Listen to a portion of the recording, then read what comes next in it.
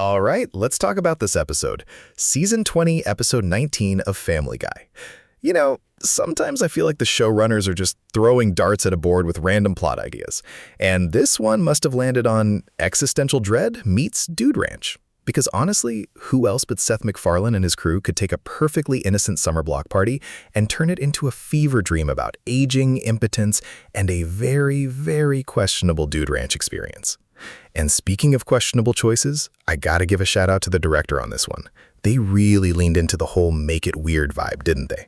Like, they must have said, you know what this episode needs? More uncomfortable silences and characters staring blankly into the middle distance. And they delivered.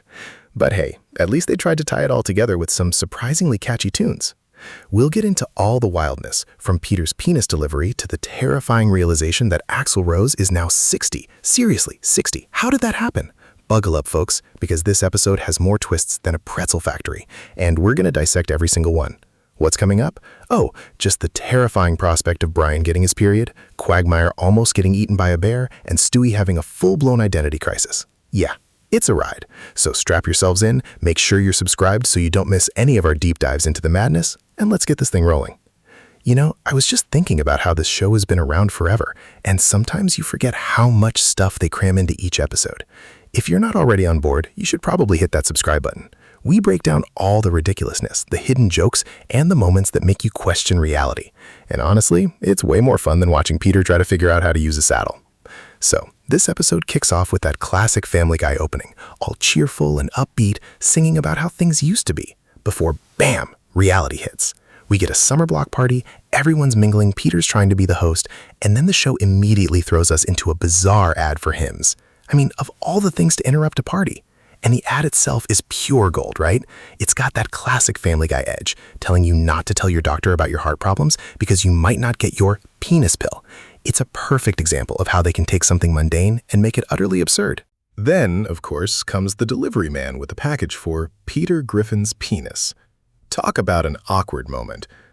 Peter plays it off like it's just business papers, but we all know it's not. And that whole bit with the tape and popsicle stick, that's peak Peter Griffin problem solving. He's always going to find the most ridiculous Rube Goldberg way to handle something. The show then tries to pivot to a seemingly innocent activity, the slippery slide. But knowing Family Guy, nothing is ever just a slippery slide. They throw in that bit about the multicultural kids on the box having fun, which is such a thinly veiled jab at marketing. And then, of course, the inevitable happens. Brian takes a tumble, lands face first in public humiliation, and Joe makes that joke about him being a U.S. senator. It's a classic setup punchline that lands because it's so unexpected. Meanwhile, Meg is being Meg, insisting on a vegan corner of the grill, and then immediately chowing down on a rib. That's just classic Meg. She can't win for losing. Then we get to Brian's big moment, or should I say, his bodily fluids moment. He thinks he's having his period. This whole sequence is a masterclass in Family Guy's shock humor and their willingness to tackle taboo subjects. The comparison to an Italian's baptism, driving a Camaro, hating Italy, and getting upset about a sister dating, it's a rapid fire of stereotypes, and it's exactly what you'd expect from this show. It's a way for them to poke fun at cultural rites of passage while also using it as a springboard for Brian's own personal crisis. The episode starts to shift gears when the guys start talking about feeling old and tired. Peter's lamenting his hand-against-the-wall peas, and Cleveland's feeling the age-related weariness. Joe's grief over his real estate agent dying really hits home, highlighting how much of our social lives can revolve around these transactional relationships. The song that plays here is particularly poignant, with lyrics about time fading and things changing. It's a surprisingly somber moment for Family Guy, and it really underscores the theme of aging that runs through the episode. The reveal of how Joe's agent died, screwing a client's wife and getting shot, is a classic Family Guy twist, brutal and dark, but also darkly funny. Then they drop the Axl Rose bombshell. He's 60. 60! It's a stark reminder of how time marches on, even for rock stars.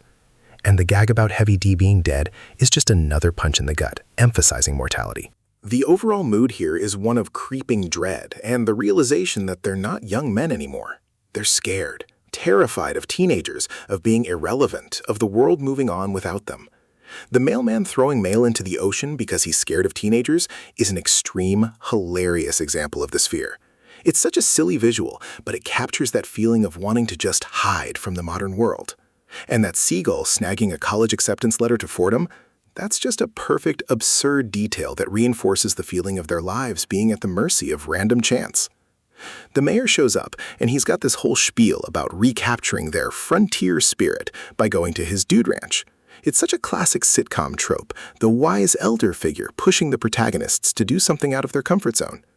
Quagmire's immediate obsession with bike lanes and Peter's misinterpretation of it is a great bit of character work. It shows how they're all stuck in their own heads. The mayor's pitch for the Dude Ranch is framed as a way to find courage and peace of mind. It sounds like a vacation, a chance to escape their problems. This is where the episode really sets up its central conflict. They think they're going on a relaxing getaway, but the audience, and eventually them, will realize it's something much more challenging. The mayor's ranch is presented as a place where you have to work, where you sleep in a barn. It's a complete subversion of their expectations. It's that classic bait and switch that Family Guy loves to pull. They promise you a laugh, and then they hit you with a dose of reality, or, in this case, a dose of manual labor and cowboy hats. This sets the stage for the next act, where they're going to be completely out of their element, and that's where the real comedy and the real commentary will come from. The Dude Ranch experience is where the episode really hits its stride with the absurdity. They show up expecting luxury and get a working ranch. Peter's immediate request for a room away from the ice machine is such a hilarious, mundane detail that highlights his disconnect from the reality of the situation. He's still thinking like he's at a hotel, not a place where you have to do chores. And the mayor's explanation that it's a working ranch, not a vacation, is delivered with that classic deadpan tone that makes it even funnier. The whole Cowboy's Code of Honor bit, with the hat being used for sleeping, delivering bad news, and covering your privates when an outhouse falls, that's pure Family Guy. It's taking a common trope and twisting it into something hilariously specific and ridiculous. Peter's comment about his being small enough that he doesn't need the hat is a classic Peter dig, playing on his own insecurities in a really crude way. And then we get to Stewie and Brian's side plot. Stewie's convinced he's having his period, using all these elaborate metaphors like Red Dawn, Red Robin, The Hunt for Red October, and Red Rover. It's a barrage of pop culture references, and it's so over the top. Brian tries to tell him it's not possible, but Stewie, being Stewie, doubles down. This leads to that whole debate about gender and identity, with Stewie's rant about chubby theys and thems and woke parents. It's a pretty spicy take, even for Family Guy, and it's clear they're pushing buttons here. The idea that Martin Luther King would be disgusted by modern activism is a provocative statement, and it's the kind of thing that gets people talking. Brian's eventual reluctant agreement that Stewie might be having his period is the perfect comedic payoff to Stewie's elaborate fantasy. The core of the episode really starts to solidify around the idea of masculinity and aging. The mayor pairs them with horses, but not in the way they expect. The horse chooses the cowboy, not the other way around. This is where that beautiful, melancholic song kicks in. It's a moment of genuine reflection about love, loss, and the passage of time. It's unexpected in a Family Guy episode, and it adds a layer of depth. Peter's reaction to finding cow pie desserts is peak Peter. He's still finding ways to make things about himself and his own comfort, even in a challenging environment. The cattle drive is the ultimate test. The mayor's explanation about blazing your own trail and Peter's immediate crude interpretation is a hilarious callback to his character's immaturity. The mayor has to clarify with a bit of expiration that he means literally finding your own path, not, the other thing. This leads to the final leg of the journey, where they have to drive the cattle back to camp on their own. It's the ultimate test of their newfound courage, or lack thereof. Meanwhile, Brian is still dealing with the aftermath of his supposed period. His frantic search for Kotex and vaginal cones and his subsequent online research on 4chan is a perfect example of how uncomfortable and awkward bodily functions can be, especially for men. The discovery that he's not having a period, but rather spotting, and the resulting realization that he might be pregnant, that's a huge twist. Brian, the sensible one, pregnant? It's a hilarious reversal of expectations. His reaction and Stewie's subsequent naming choices, Timothy and Shalome, is peak Stewie, blending pop culture obsession with his own bizarre logic. The entire interaction shows how these two characters, despite their constant bickering, have this strange, codependent relationship where they ultimately support each other, albeit in very unconventional ways. The episode really ramps up the absurdity with the bear scare sequence. They're all trying to sleep, and suddenly there's a bear. The initial panic is relatable, but then it's revealed to be Bear Scares, Latvia's #1 bear prank show. This is where Family Guy just goes off the rails. They take a simple fear and turn it into a full-blown international prank show that's only available on tapes sold by guys in New York City. It's so specific and so random, it's brilliant. The bear's actions, like dragging Quagmire out from behind the tree and tossing him around like a dummy, are slapstick perfection. Peter's realization that this is the real me, while his dummy is riding a horse, is a surreal visual that perfectly encapsulates the chaos. The whole sequence is a visual gag that goes on, pushing the boundaries of what's acceptable for a comedic beat. The inclusion of Lil Nas X at the end of that chaotic bear scene feels like a non sequitur, a way to just throw in another pop culture reference to punctuate the madness. Back to Brian, the pregnancy reveal is the perfect setup for their final character arc in the episode. Brian's initial panic and Stewie's flippant, yet also oddly caring response is a brilliant contrast. Stewie's obsession with naming the baby after Timothée Chalamet and his justification for it is hilarious. He's basically saying that if you're famous enough and have that specific kind of ethereal look, you deserve to have your name used as a baby name, or even as a surname. It's a really funny, albeit slightly superficial, commentary on celebrity culture. Brian's frustration with Stewie's reasoning and Stewie's counter-argument that Brian doesn't have the cultural cash to criticize perfectly captures their dynamic. The episode ends with the hint that Brian might actually be pregnant and the debate over the baby's name, which is a solid comedic payoff to their subplot. Let's really dig into some of the standout moments from this episode. First off, that Hims ad.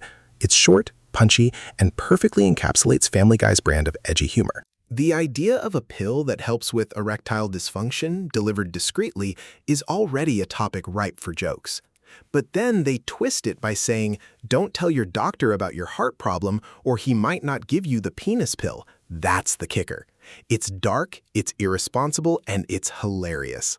The announcer's voice is perfect, all smooth and reassuring, which makes the absurdity of the advice even funnier.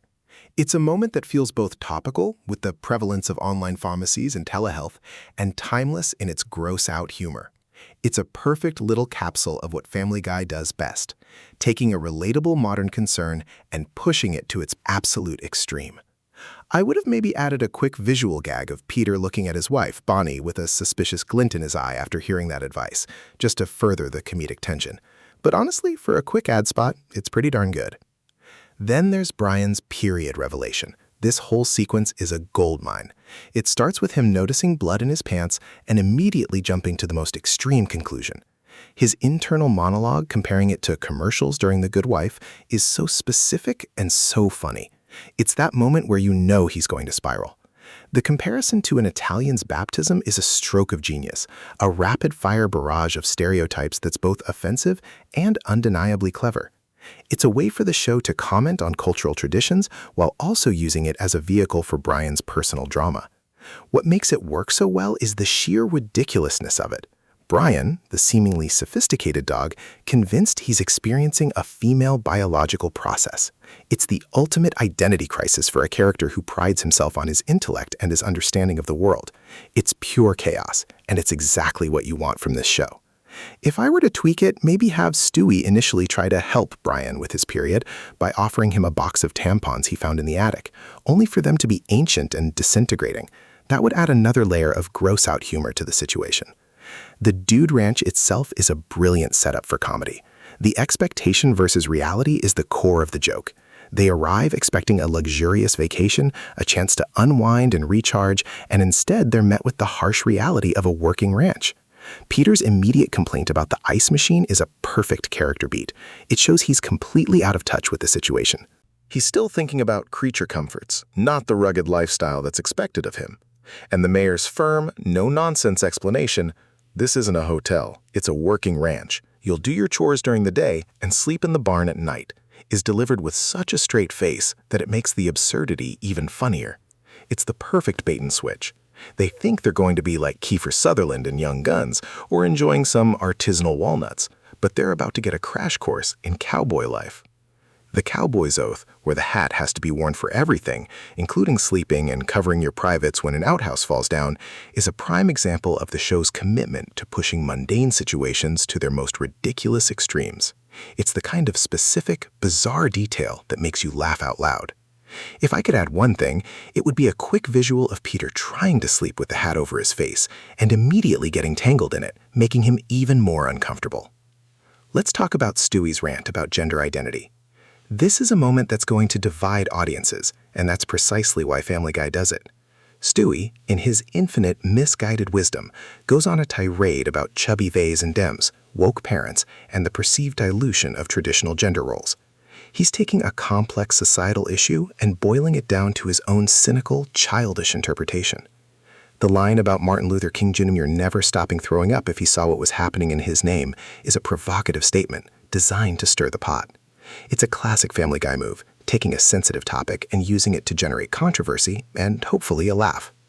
The delivery, Stewie slurping his drink while delivering this monologue, adds to the overall unsettling nature of the scene.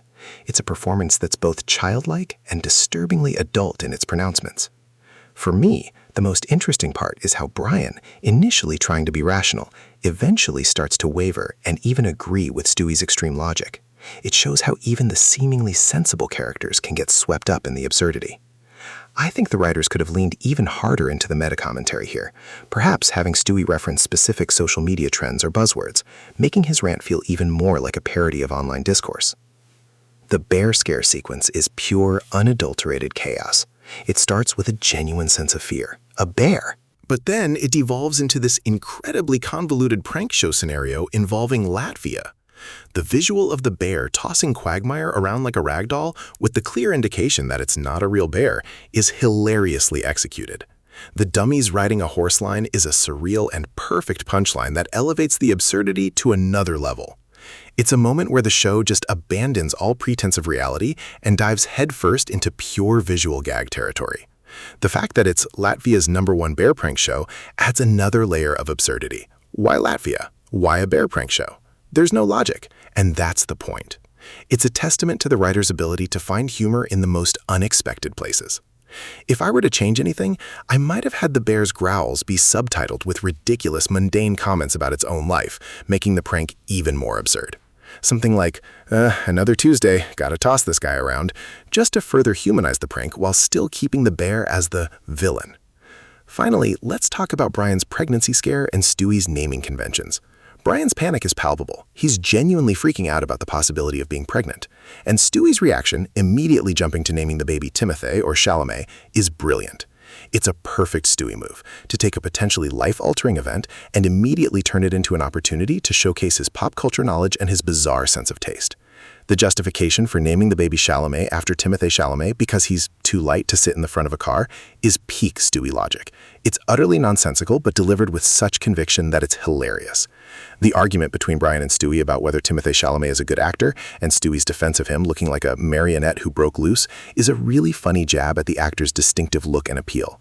It's a moment that highlights their relationship. Brian is the straight man, the one experiencing the crisis, while Stewie is the eccentric genius, offering solutions that are both absurd and, in their own weird way, helpful.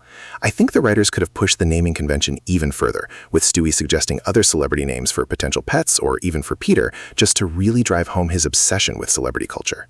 Now, let's talk about the characters and how they fared in this episode. Peter, as usual, is the catalyst for most of the physical comedy and the boneheaded decisions. His initial obliviousness at the block party, his awkward handling of the hymns delivery, and his complete misunderstanding of the Dude Ranch experience all showcase his signature brand of idiotic charm. He's not the sharpest tool in the shed, but he's consistently entertaining because of it. His moments of genuine confusion, like when he's trying to understand the Cowboy's oath, are gold. He's the anchor for the main plot, and while he's not exactly developing as a character, he's reliably Peter. He was used well here, driving the central narrative and providing the necessary comedic missteps. Brian, on the other hand, gets a significant subplot that really tests his character. His panic about his supposed period and then the pregnancy scare are significant moments. He's portrayed as the sensible one, but this episode shows his vulnerability and his ability to spiral into absurdity. The online research and his growing dread are well played, and his reaction to the pregnancy news is a mix of genuine fear and Stewie-induced confusion. He serves as the audience's surrogate in experiencing the more outlandish plot points. His role here highlights the show's willingness to put him in increasingly bizarre situations and explore his reactions. It definitely makes you wonder where they might take him next, given these new anxieties. Stewie, as always, is a highlight. His elaborate metaphors for his period, his philosophical rant about gender, and his celebrity-obsessed naming conventions for the potential baby are all peak Stewie. He's the source of much of the episode's sharpest wit and most controversial humor. His dynamic with Brian is the engine for their subplot, and he consistently drives the absurdity forward. He's used exceptionally well here, probably getting some of the best lines and the most memorable scenes. His character feels like he's constantly evolving in his own unique sociopathic way, and this episode is no exception. Quagmire, Joe, and Cleveland are mostly there to support the main plot and provide some classic character gags. Quagmire's brief moment of being dragged by a bear is a good physical comedy beat for him. Joe's story about his real estate agent is a surprisingly poignant moment for him, showing a hint of depth beneath the tough cop exterior. Cleveland's lament about age-related weariness is a nice touch, and it grounds the male character's existential crisis. They're not the stars of this episode, but they fulfill their roles effectively, adding to the overall ensemble humor and providing reactions to Peter's antics. Their moments are short but memorable, reinforcing their established personalities. Now, let's dig into some of the smaller details that a casual viewer might have missed. The opening song itself is a parody of the classic Mr. Rogers' Neighborhood theme song, with a darker, more cynical twist. It's a subtle nod to how shows used to present values and how things have changed. The multicultural kids on the box joke is a pretty direct jab at how companies use diverse imagery in advertising to appeal to a wider audience, often without genuine representation. It's a quick visual gag, but it speaks to a larger cultural commentary. When Joe's talking about his real estate agent, he mentions that his only Christmas cards come from his realtor and his car salesman. This is a subtle but relatable observation about how many adult men, especially single ones, their social interactions can be limited to these transactional relationships. It's a small detail that adds a touch of realism to the otherwise absurd situation. During Stewie's rant about gender, he mentions Eric the Very Red. This is a quick, obscure reference to a character from the British children's show Rainbow, who was a mischievous mouse. It's the kind of deep cut that only the most dedicated Family Guy fans, or those with a very specific childhood, would catch. It adds a layer of niche humor that's likely to go over most people's heads. And then there's the hymns ad itself. The specific phrasing, "Don't tell your doctor about your heart problem, or he might not give you the penis pill," is so deliberately worded to be alarming and funny. It's a great example of how the writers can craft a punchline by playing on societal anxieties about health and medication. The fact that the delivery man has to clarify if the package is for Peter Griffin's penis is another layer of this joke, highlighting the absurdity of the product and the name. Okay, let's play the rewrite game for a couple of moments. The whole hymns ad is pretty solid, but imagine this. After Peter gets the Peter Griffin's penis package, instead of just waving it off as business papers, he opens it right there in front of everyone. And it's not just one pill, it's like a whole pharmacy's worth spilling out everywhere. And then Bonnie, his wife, walks by and says, "Peter, are those the samples for your bunions?" That just adds another layer of confusion and embarrassment for Peter, making the initial joke even more impactful. And what about Brian's pregnancy scare? It's funny, sure, but imagine if, after Brian realizes he's not having a period and might be pregnant, he immediately goes to Stewie and says, "Stewie, I think I'm pregnant. We need to find a way to terminate this pregnancy." And Stewie, with a glint in his eye, pulls out a giant industrial-looking device and says, "Don't worry, Brian. I've been working on my own abortion machine. It's called the Unbirthinator 5000. It's powered by pure spite and a broken dreams." That would take the absurdity to a whole new level and really lean into Stewie's mad scientist persona, while also creating a darkly humorous commentary on the topic. Finally, let's talk about the ending. The episode wraps up with Brian accepting the possibility of pregnancy and Stewie debating names, and the main guys seemingly finding some semblance of courage at the Dude Ranch. But it feels a little neat. What if, after they think they've learned their lesson and driven the cattle, they get back to camp, only to realize they've driven them in the completely wrong direction, and now they have to start all over? Or even better, what if the cow pies they were so excited about were actually just cow poop? That would be a classic Family Guy subversion of expectations, leaving them with nothing but their bruised egos and a strong smell. That kind of punchline would truly solidify the episode's theme of dashed expectations and the reality behind the romanticized cowboy fantasy. So, where does this episode land on the Family Guy scale? I'd give it a solid 7.7 out of 10. The 0.7 comes from the surprisingly touching song and the genuinely funny bear scare sequence.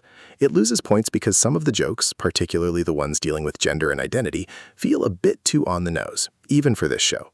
They're trying so hard to be provocative that they sometimes sacrifice the organic humor. This episode is definitely for the longtime fans, the ones who appreciate the show's willingness to tackle controversial topics and its ability to blend gross-out humor with moments of unexpected depth. If you're looking for a straightforward sitcom episode, this might be a bit too much. Someone who loves the show's commitment to pushing boundaries and its often uncomfortable social commentary will get the most out of it. What would have pushed it higher? A more cohesive ending that didn't feel so rushed would have helped. They could have really leaned into the consequences of their Dude Ranch adventure, or given Brian's pregnancy scare a more definitive, albeit still hilarious, resolution. But as it stands, it's a strong episode, with memorable moments and that signature Family Guy chaos.